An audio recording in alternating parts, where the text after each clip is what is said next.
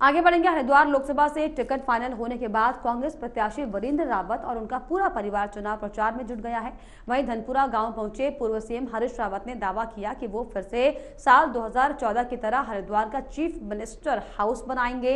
इसके साथ ही हरीश रावत ने अपनी नागरिकता पर सवाल उठाए गए सवालों के जवाब में कहा कि वो 1998 से हरिद्वार के निवासी हैं और उनकी नागरिकता पर वही लोग सवाल उठा रहे हैं जो कि 2-3 महीने पहले ही चुनाव मैदान में उतरे हैं।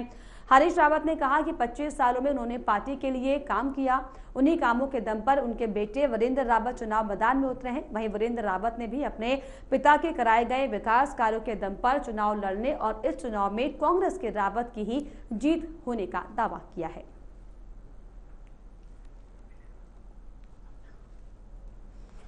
तो लोकसभा चुनाव के लिए आपको बताया कि हरिद्वार से वरिंद्र रावत जो है वो चुनावी मैदान में हैं और अब उनको जिताने के लिए वरिंद्र रावत का पूरा परिवार जो है अब चुनावी मैदान में प्रचार प्रसार के लिए उतर गया। और इसी कड़ी में आपको बता दें कि वरिंद्र रावत के पिता हरीश रावत ने भी अपने चुनावी प्रचार के दौरान साफ तौर पर बीजेपी पर कई तरह से हमला बोला है। उन्होंने साफ तौर पर कहा कि बीजेपी ने कोई काम नहीं किया और उनकी नागरिकता को लेकर उठाए गए सवालों पर भी उन्होंने पलटवार किया है।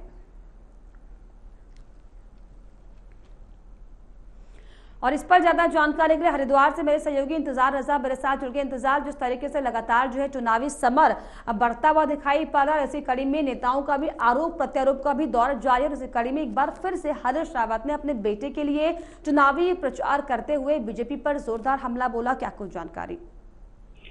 बिल्कुल लता, देखिए बता दूं आपको, जिस तरीके से उत्तराखंड में 5 सीटों पर लोकसभा चुनाव को लेकर तमाम जो राजनीतिक दल हैं वो सरगर्मियां तेज हो गई हैं और तमाम जो राजनीतिक पार्टियां हैं या फिर तमाम जो प्रत्याशी हैं वो अपने अपने चुनाव प्रचार में जुटे हुए हैं। वहीं अगर मैं कांग्रेस के प्रत्याशी वरिंद्र रावत की अगर मैं बात करूं तो उनके जो चुनाव प्रचार है तो उनकी बहन विधायक है हरिद्वार ग्रामीण से और उनके जो पिताजी हैं पूर्व मुख्यमंत्री रहे हैं उत्तराखंड के और काफी लंबा अनुभव है उत्तराखंड की राजनीति का। तो उसको लेकर उन्होंने त्रिवेंद्र सिंह रावत बीजेपी से लोकसभा के जो प्रत्याशी यहाँ पर बनाए गए हैं उनको यहाँ पर कटाक्ष करते हुए उन्होंने यहाँ पर कहा है कि जिस तरीके से बीजेपी की यहाँ पर सरकार, अगर हमारी सरकार यहाँ पर आती है तो हमारे द्वार में यहाँ पर चीफ मिनिस्टर हाउस यहीं पे बनाएंगे जिससे लोगों को देहरादून तक जाने का नहीं जाना पड़ेगा और मैदान के लोगों को उनका जो हक है वो चीफ मिनिस्टर हाउस के रूप में हरिद्वार में हम यहाँ पर देंगे। और तमाम जो तरीके ऐसे में इंतजार का ये सवाल नहीं बनता कि जिस तरीके से हरीश रावत अपने बेटे के लिए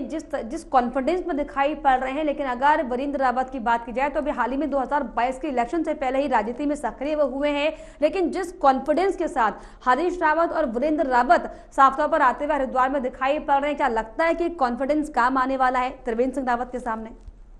बिल्कुल लता, देखिए बता दो आपको, हालांकि वीरेंद्र रावत का जो राजनीतिक स्तर है, राजनीतिक करियर है वो लंबा नहीं है, लेकिन अगर उनके पिताजी की यहाँ पर बात की जाए तो काफी लंबे समय से उत्तराखंड की राजनीति में सक्रिय है और बहन भी हरिद्वार ग्रामीण विधानसभा से विधायक है। तो जिसको लेकर तमाम जो पूरा जो परिवार है रावत का, जो पूरा परिवार है वो चुनाव प्रचार में यहाँ पर जुटा हुआ है। और जिस तरीके से बीजेपी के द्वारा त्रिवेंद्र सिंह रावत को यहाँ पर प्रत्याशी यहाँ पर बनाया गया तो साफ कहा जा रहा है कि जो त्रिवेंद्र सिंह रावत है वो यहाँ पर सुपर किलर जो प्रत्याशी है उनको यहाँ पर सुपारी किलर प्रत्याशी यहाँ पर उतार रहे हैं। यानी कि जो अलग अलग जो छोटे राजनीतिक दल हैं या फिर निर्दलीय जो यहाँ पर नामांकन लोग कर रहे हैं, तो कहीं ना कहीं हरीश रावत के द्वारा यहाँ पर आरोप लगाया गया कि वो कांग्रेस के जो वोट है या फिर कांग्रेस का जो वोट बैंक है उसको कम करने के लिए बीजेपी का जो एजेंडा है उन्होंने यहाँ पर तमाम यहाँ पर नामांकन करा दिए हैं। और उन्होंने वाकई देखने वाली बात होगी कि दहाड़ हरीश रावत की तरफ से दहाड़ी जारी से कितना असर होता है। बहुत शुक्रिया आपका तमाम जानकारी के लिए, तमाम बातचीत के लिए। आगे बढ़ेंगे। विधानसभा हाउस में से बीजेपी के सुझाव पेटिका कार्यालय में पहुंच गई है। इस दौरान सभी पेटियों को